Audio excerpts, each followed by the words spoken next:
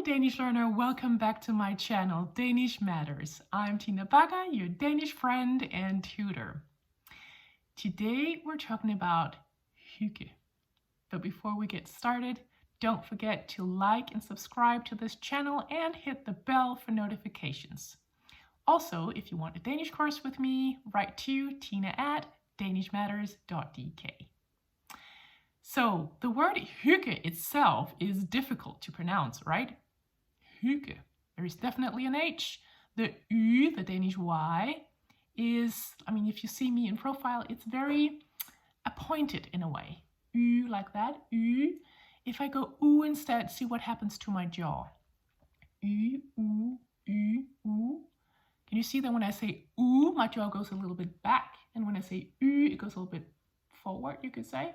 Y, U, Y, U. Yeah? So, yeah, you didn't think this would be a pronunciation video, did you? But that's just how we pronounce it, and we pronounce the G's as well as the G sound and an at the end. Not an A. A lot of people say hygge. Oh, hygge?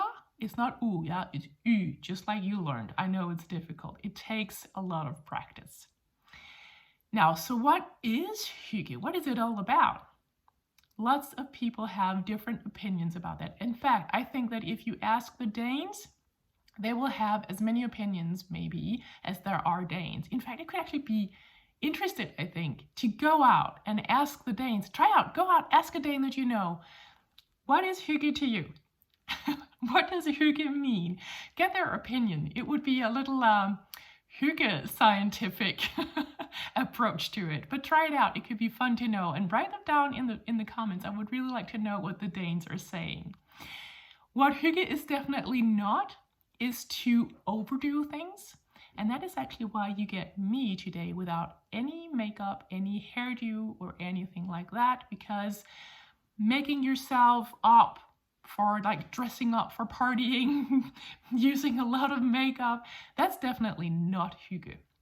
It can be hyggelig, that is cozy in a way, yeah, the adjective. Still, if you wear makeup, that's not what I'm saying, but really hygge is very relaxed, not overdone, not forced in any sense. So you get the plain Tina, just like I look, without anything. So hygge to me is a very relaxed, kind of intimate atmosphere where you gather with very few people, maybe just with one person, and you have a very nice time where you share nice things. That is, you talk about nice things or fun things or interesting things. And hygge to me is also a lot about drinking something or eating something. It could be alcohol to some Danes.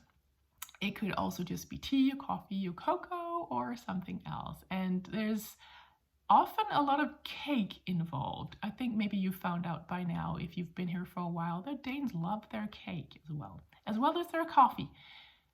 I don't like coffee. Maybe I'm not a real Dane. I don't know. In my family, we definitely like to have hot drinks.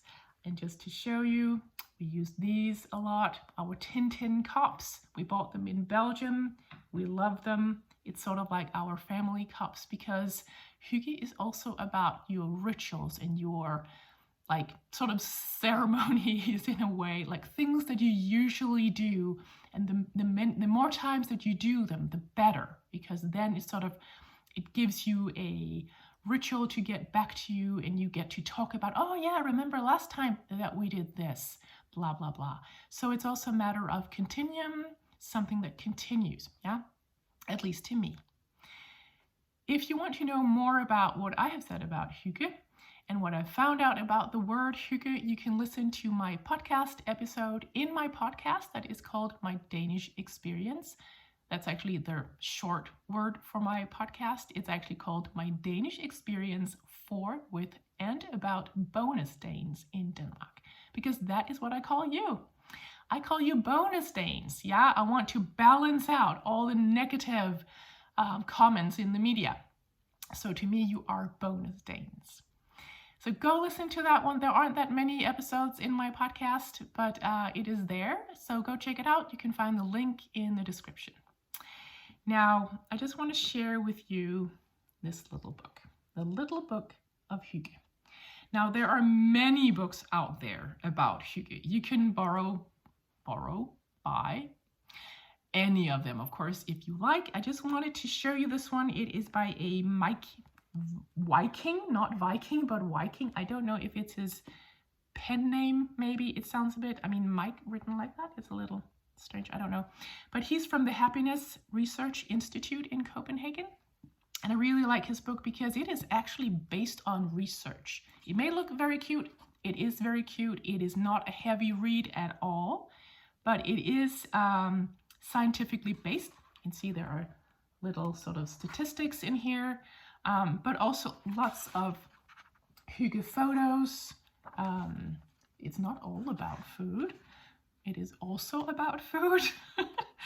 All the pictures that I found about food. But it is actually a very nice read. You really get into the atmosphere of Hygge. You learn a lot about the Danish culture as well while reading it. I definitely recommend that you read it. And it is even at the Times top 10 bestseller. That's what it says.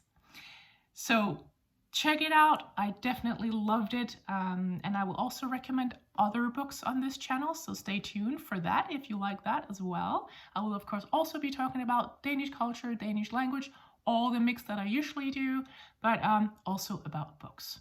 So yeah, I hope that you're going to like that book if you're going to borrow it or buy it. And I hope maybe that you will listen to my podcast and do ask the Danes how they find that Hygge is to them. Yeah, and write it down below in the comments so that we get some dialogues going. I would really like to hear from you. So this was a culture, yeah, but I am still a Danish teacher, so all I got left to say is happy Danish learning.